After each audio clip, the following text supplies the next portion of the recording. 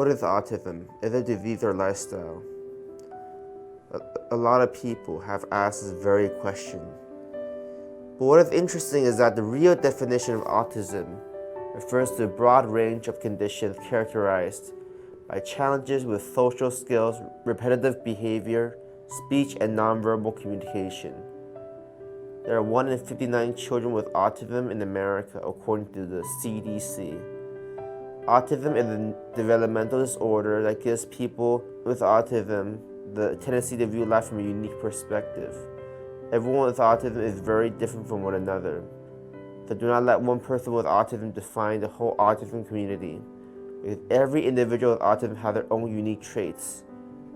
In addition, 1/3 of the individuals with autism are nonverbal, according to the Autism Foundation Autism Speaks.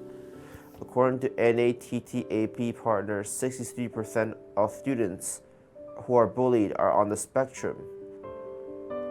And according to CDC, 1 in 59 children, 1 in 37 boys, 1 in 151 girls have autism in America.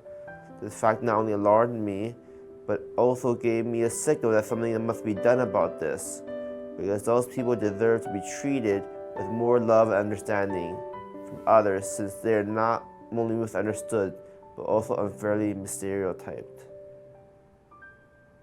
The more they are silenced by others, more likely this problem will be resolved, because people with autism have a lot of potential. In order for them to gain their full potential, we need to stop the bullying that's inhibiting them from doing so. Diversity, in every sense of the word, makes the world a better place for all. Therefore, neurodiversity increases our capabilities to create more depth and dimension to the human condition, and creates different approaches to problem solving. The importance of inclusion. Inclusion will put an end to darkness for people on the spectrum.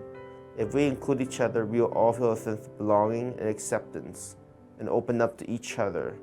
If we include each other, even with just a small act of kindness, it can mean the world to a kid with autism. If you include them, they will not only be your greatest and most loyal friend, but also be your most reliable, dependable, and sympathetic friend in your darkest hours. If companies can give them job opportunity, they can also be the most hardworking and dedicated individuals you have ever known. So why wouldn't you want them to open up to us? So during my childhood, I was bullied a lot as a kid with autism because I was different, and I only have limited interest in specific fields. And I usually wanted to connect people through the way I wanted, but it didn't work that way. So people bullied me and they isolated me because I was different. I was the easy target to bully, but eventually, and teachers were never there to help me, or tutors were never there to understand. That's why I'm making this video here, because I want tutors to be more understanding towards kids on the spectrum, because sometimes they need that extra person to make them feel like they're worth it, so they pay attention and go back to their academic work. 我以前有一个家教，他大概50几岁，他以前本来不认识自闭症，可最后已经了解自闭症到他理解我的想法，他跟我很有耐心，他觉得他称赞我很多，他有点像我的爸爸一样。虽然我们现在没有联络了，可是我还是有人记得他对我的好，对我那个时候对我超好的心情跟心态，跟教法都很有耐心，正面对。还有我的乒乓球老师，我的网球老师都很好，所以对，还有我很多家教也对我很好。我觉得这些老师们应该对自闭症的儿童更有耐心跟爱心，因为他们有可能在从他人生中他们都很难受到那个爱的感觉。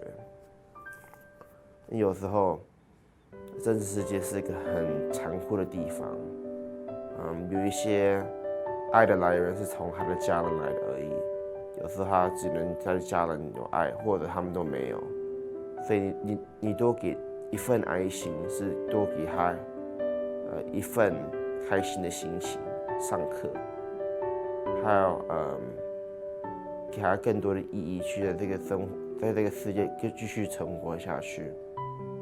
所以拜托，多了解自闭症的人，因为他们也需要你的帮忙。谢谢。